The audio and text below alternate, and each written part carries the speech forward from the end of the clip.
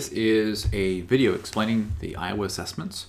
So if you take a look at the Iowa scores that we're sending home, these are a record of how your child achieved their standardized scores for these tests from the spring of this year at Canterbury. So I want to go through just a couple of slides and explain what all the test scores mean, because there's a couple of things on there that are unusual when it comes to test scores. This isn't ABC. These are stay nines or percentile averages or grade equivalencies. And so sometimes parents read these and they get the wrong impression just because it's something you don't usually see every day. And I want to make sure we understand what they mean, how to interpret them, what they mean for your student, if your student did well, poorly, how to understand them. So we're going to go through a couple of slides there. If your child's watching this with you, that's fine, but they'll be a little bit triggered by the colored booklets here, because for a week here in the spring, they looked at this booklet every single day and did their Iowas instead of regular school that day. So first slide we have here is, what are the Iowa assessments? So sometimes you'll hear them called the Iowa tests. If you have a copy of our old parent handbook from many years ago, you would hear them called the Iowa Test of Basic Skills. In fact, I think a lot of our teachers still call them the Iowa Test of Basic Skills. But they are a standardized tests that are taken not just by Canterbury and not just by Christian schools, not just by private schools, but public and private schools. And they compare your student's achievement to a normative group of people who take the test. And so these were first developed in 1935 by the University of Iowa. That's why they carry the name Iowa. And they're still pretty popular right here in Iowa. But our administrator, Anna Becca, is in Florida. We're in California, so it's not limited to just Iowa. It's just the name the test has taken.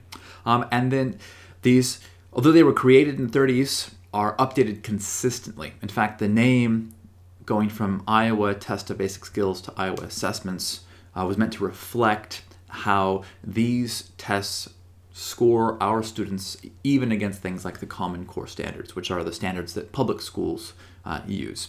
And while we think the Common Core standards are too low for our students, it's helpful for us to say, as a Christian school, as a classical school, this is how we compare to the other schools, other students, and to give you the assurance as parents that the education your child is getting is better than the public school, is better than the other private schools, and the Iowa is one part of how we measure that. It also tells us how well our curriculum is doing. Even though we've used the same curriculum since 1974, we're always in the process of working with different kinds of students, improving our instruction, developing our teachers, and so these are just another benchmark, another data set for us to understand how it is our students are doing. Now, the next part here, I want to show you an example. This is from the mathematics section of what the test actually does. And you've probably seen a standardized test before, but this shows you that there's a domain, a subject, and an example here on the screen. And the idea here is that standardized tests are not just a collection of random questions in reading or in arithmetic, but that they're domain specific, meaning that there is a list of standards somewhere, whether it's Common Core, but a list of standards of a student should be able to do this. And in this particular example, the standard for geometry is to solve real-world and mathematical problems involving area, volume, and surface area of 2- and 3-dimensional objects composed of triangles, quadrilaterals, polygons, cubes, and right prims.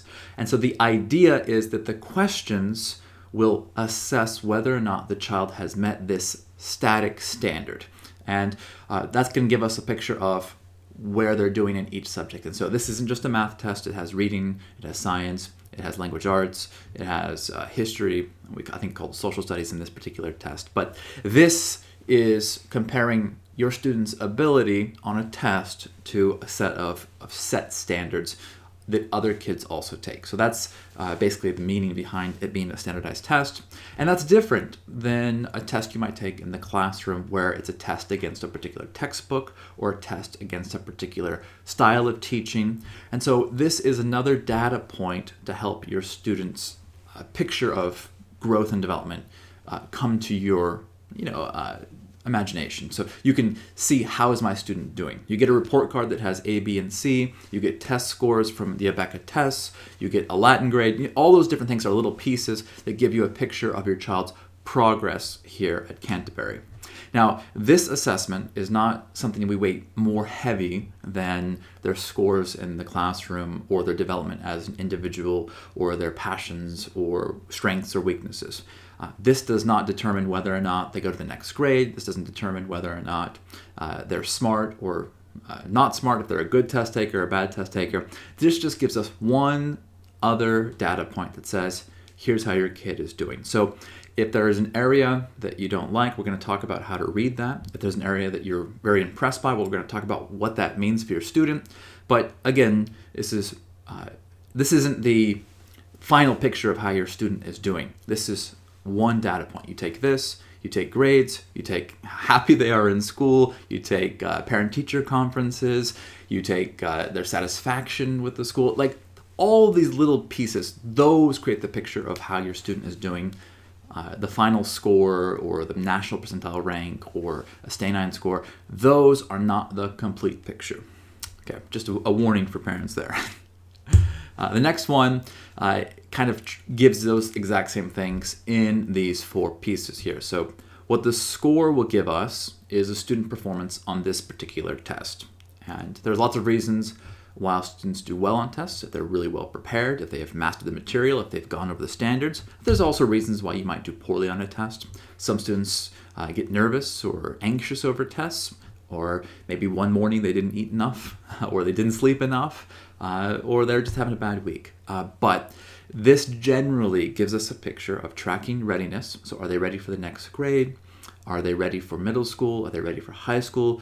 Are they on track to be ready for college, etc.? It measures student outcomes. It says, at Canterbury, do our 3rd graders stay on grade level? Are our kindergartners on grade level? Is our curriculum doing a good enough job? Is our teacher doing a good enough job? Are we giving enough homework, reinforcement? And so it measures student outcomes. Again, one data point, but it's helpful to have something just outside of one teacher, 1 year, to give a picture of what the student's doing. It also gives you an opportunity to monitor growth. So when you look at how a student does on the Iowas in 1st grade, and then 2nd grade and 3rd grade, you can see patterns emerge about strength. You also see growth in development pace. So certain scores, like your standardized score we're going to talk about, should increase at a certain regiment or deviation, meaning that every year a 1st grader should go a couple of points up on their standardized score. They should develop over a period, and we have standardized expectations of what that growth should look like. So for example, standard score from kindergarten to 1st grade might go up as high as 20 points. And in the lower grades, there'll be larger growths. But then from maybe 4th to 5th grade, it's somewhere between 8 and 10. And so for parents to understand what these scores mean can help you say, is my child still going at a pace that is appropriate for their grade level? Are they still developing, and is the score showing them growing in these areas? So those are important things.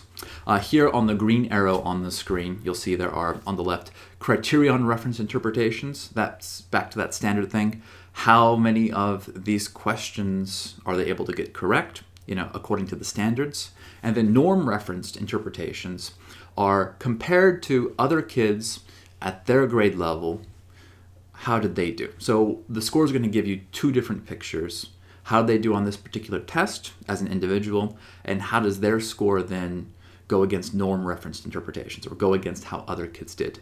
Now, this test is interesting because it doesn't use the scores from the year your child took the test, meaning it's not being compared to everybody in the year 2023 who took the Iowa test. There's a standard norm that's been developed for, I think this test is 2017, and we're comparing our scores this year to a standard student in 2017. So that's what those 2 arrows mean. So tracking readiness and monitoring growth and outcomes and comparisons are done on those 2 scales. How did they do on this particular test, and how does that compare to other students your child's age?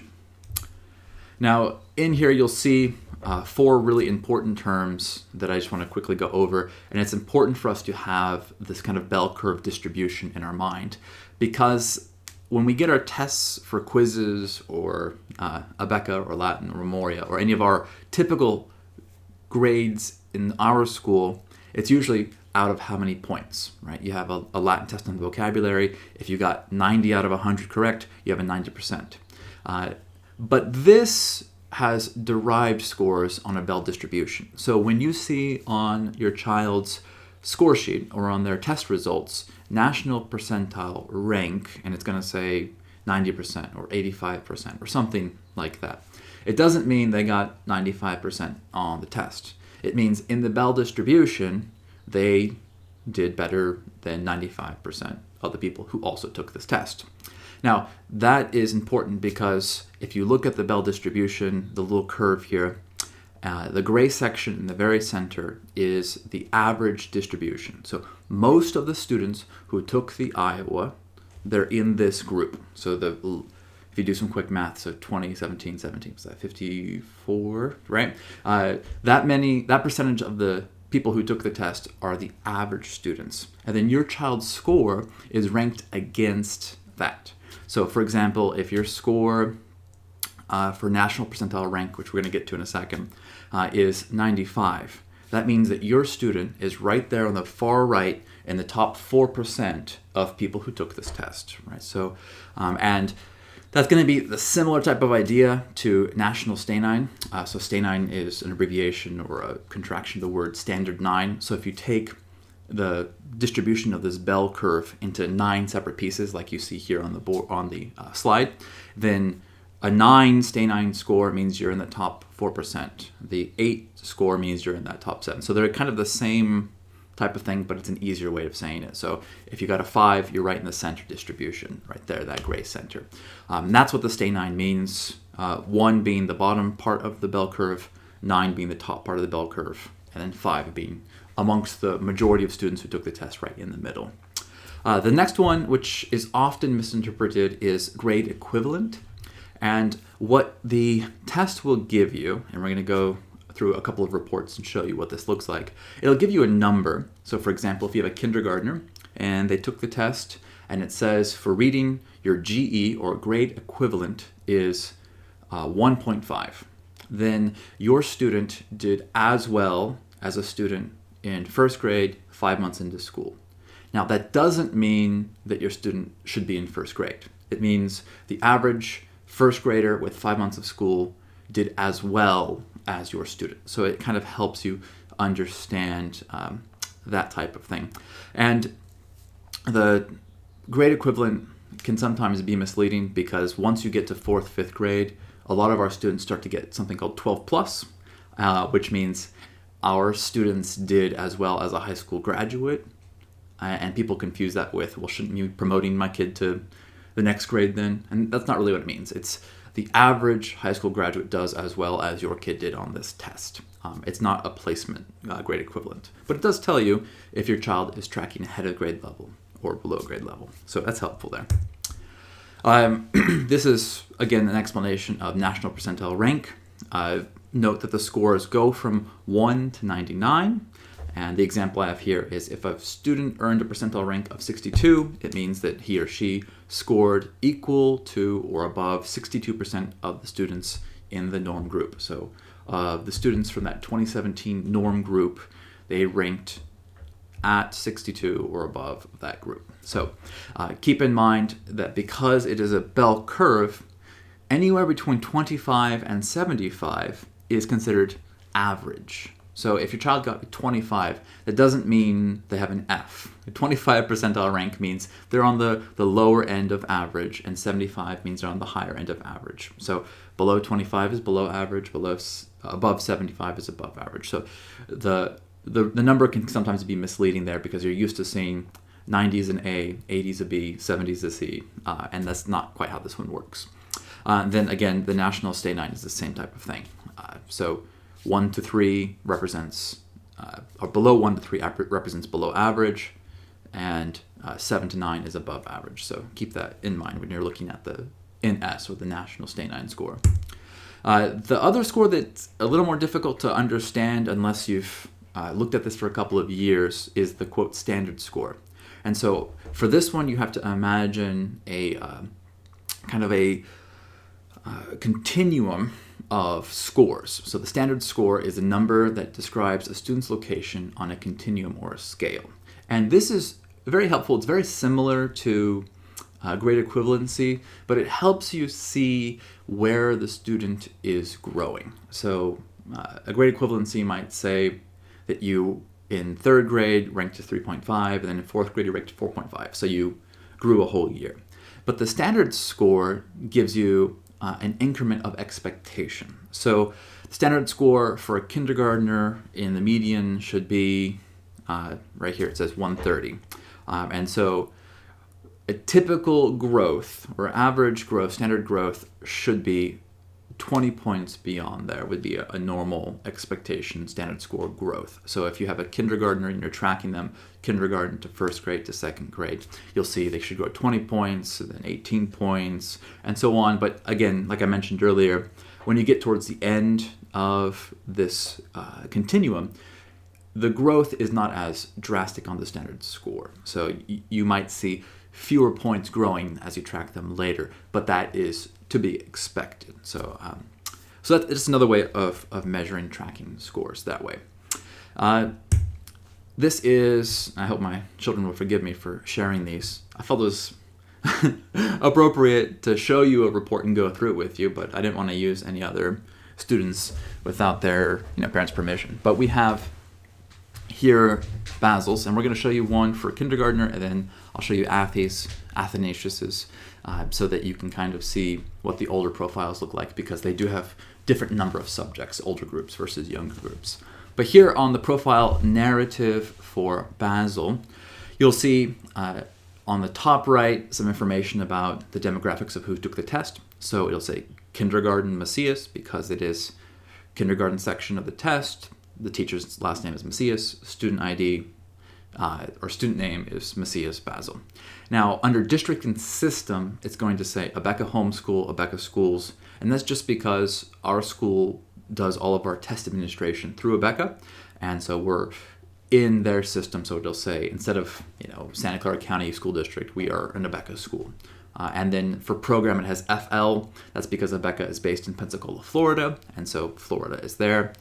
Test date, it says March 2023, so that's when the IOWAs are administered. And then norms, again, this is what it's being compared to, the spring of 2017 norm test results. So your child's score is being compared to the group of kids who took it in 2017, public, private, Christian, non-Christian. And then grade, what grade the student was in. So that's the demographic information in the top right. And then on the left here are these bar graphs and the test scores. You'll notice that one column is blank, and that is the P and PR column. I'll put the mouse over there to see it, under test scores. So we'll go over what that means. It says Iowa assessments, and these are the subjects of the test. So they took a reading test, a language test, a vocabulary test, and it totals that up.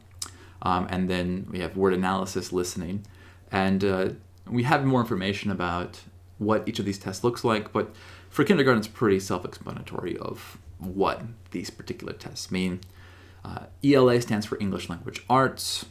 Extended ELA means including listening, where a teacher reads and they answer questions based on listening skills. English Language Arts Total, Mathematics, and Core Composite. So composite meaning the combination of all scores together. The key here below gives GE grade equivalent. We talked about that. NPR is not National Public Radio. It is National Percentile Rank. NS being National Stay-9. PNPR being predicted NPR. And SS being standard score. Now, in the columns here under test scores, you get standard score, PNPR, GE, NS, and NPR. Now, PNPR is blank because that score would typically be used if your child took something called the COGAT, or it's a cognitive abilities test. It's also a test you can take, but it predicts how well a student would do on this test based on their performance on that previous test. We don't do both of those. They're not particularly helpful to do them every year, so we only do them every few years. So there's no score here predicting how well we thought they were going to do versus how well they actually did. That's why that's blank. But what we do have is your SS, your standard score, your grade equivalence, your national Stay-9, and your national percentile rank. And each of these match up to the scores that your child had on their test. So if we start again at SS, or standard score, this is the score that allows you to track progress year over year. And if we go back a couple of slides, you'll see that we have the standard score for the median of kindergarten should be about 130, and we can see, all right, 157. They're about 27 points over standard. And you can do that for each of the subjects. Now, if we look at the next column that we have a point for is grade equivalence. So again, this doesn't mean that this is the grade they should be in. This means compared to another student who took this test, they're about the same level. So reading, grade equivalent 2.2. So second grade, 2 months, 2.2. Second grade, 2 months. So Basil took this test, reading as a kindergartner, and his score was the same as second graders with 2 months of school. 2 months of school we would expect them to do on this test.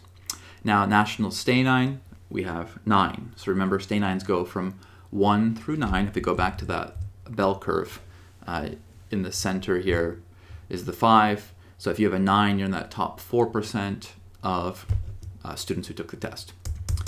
Okay, if we look at his national percentile rank, it says 99. So of all the students who took the test in 2017, he is at or above 99% of the students who took the test for reading.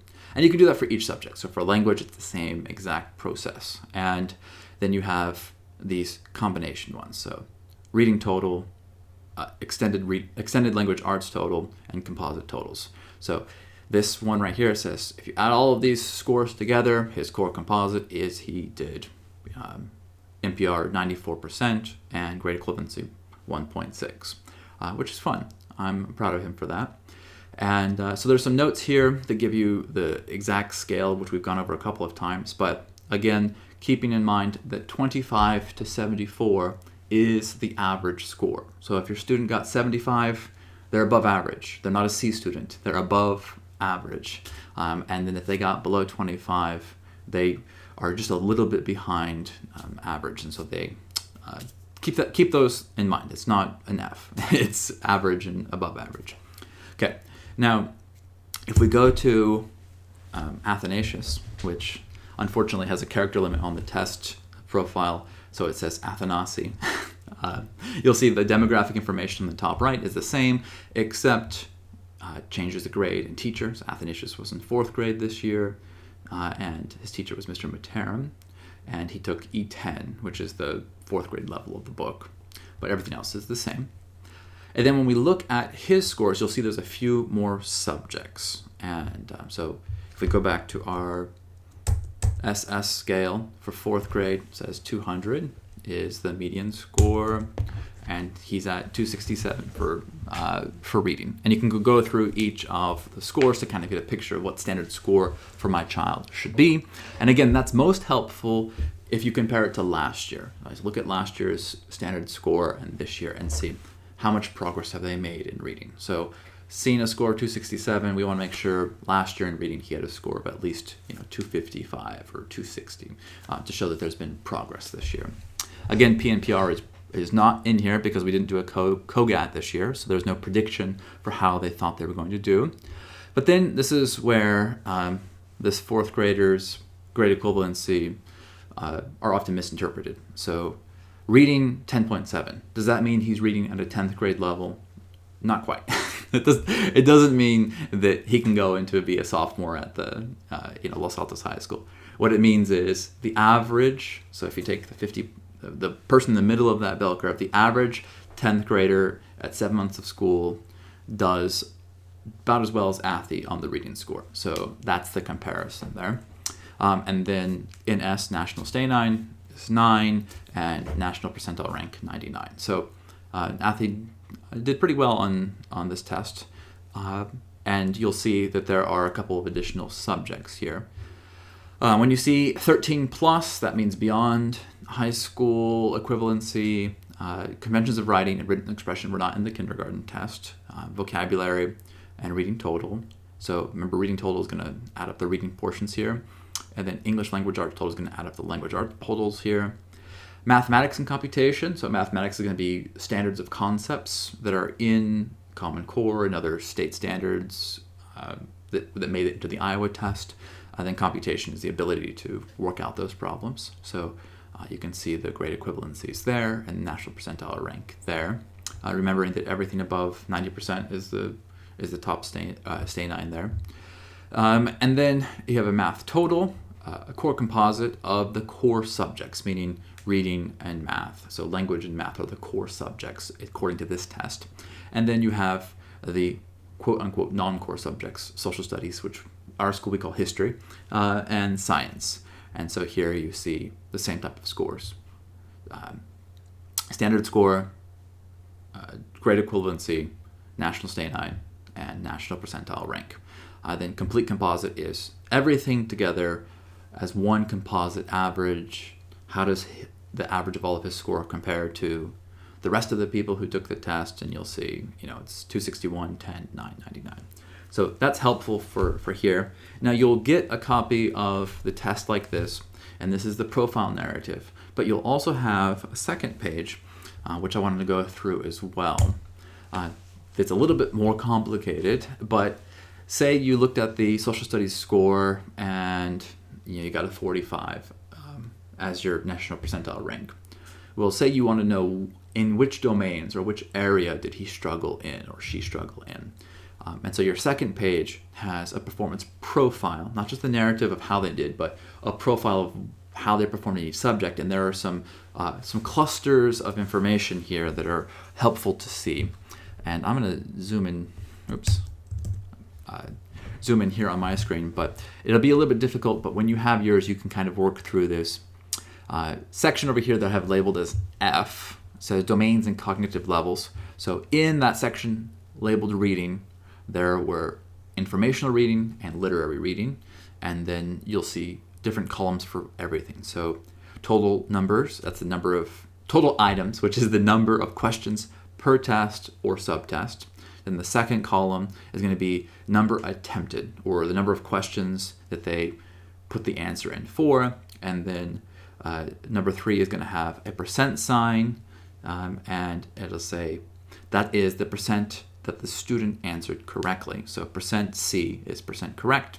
And then %C nat, which is the next column there, is the % correct for students in the nation. So comparing the % your child got correct versus the % that the national students got correct. So in this particular narrative, it says this student got 70%, the national average is 62, therefore the difference, which is the next column there, is 8 points. And so you'll see there on the bar graph, if it's a positive difference, the bar graph will be on the right. If it's a negative difference, your student performed worse than the national average, the bar graph will be on the left. So it gives you a picture, and it shows you a little more granularly what your student did in each subject. So, for example, what is included in science will be different for each grade, but life science, earth and space science, you can see how they did. Or when you get to the computation, you can see this particular student did really great on decimals, but they struggled with fractions. And so that gives you a little bit more data of maybe I need to review that with my kid. Why are they struggling with this type of thing? Again, it doesn't tell you that they're good at something or bad at something, they're smart or not smart. It just gives you a picture of how they did on this one test. And so you can look for trends and look for strengths and look for weaknesses, but this doesn't give you the entire picture of how smart or how gifted your child is. Okay, so then now we have, I should have chosen one from Lucy, but here's Athanasius again with his performance profile. And so the top part, that is exactly the same as the narrative. So this test scores and graph is the same as the profile narrative we just went over. But now you can see the cluster here on the different domains and cognitive levels. Now I don't see any that go to the left, unfortunately. But if, for example, he did worse than the national average, one of these bars would be on the left side going towards the -20 rather than on the right side. But you can see here most of his are exceeding the national average. All right, well, that is hopefully a thorough explanation of what the test scores mean. You'll get a copy as a parent. If you have any questions about them, or if you wanted somebody to sit down with you and explain your child's scores because you're concerned about something. As I look through the scores, Canterbury students did really, really well. I've been looking through the group profiles, and it's really exciting to see that as a class, like for example, our kindergarten class is averaging a second grade equivalent, that they are in the top 2% national percentile rank as a class, which is really remarkable to show how well Abeka works, how dedicated your parents are and supporting your kids, and how well the teachers are doing to get this kind of information back, saying that our students are really top performers, and our classroom assessments are showing that they're really elite performers, at least on tests, is really encouraging for me as the administrator as well. So if you have any questions, shoot me an email. These also go in a copy of your student's permanent record. And so if you go to middle school, this will be in there with their profile. And it really helps when you go to middle school and they're looking for a profile of how the kid is doing, especially for schools that are more selective about admissions, to see a assessment like this that shows that your student has increasingly grown, and that they're doing well in these subjects, and that they're, compared to other schools, are doing really well. So appreciate all of the time for following on this, and looking forward to starting school here in 6 weeks or so. Thank you.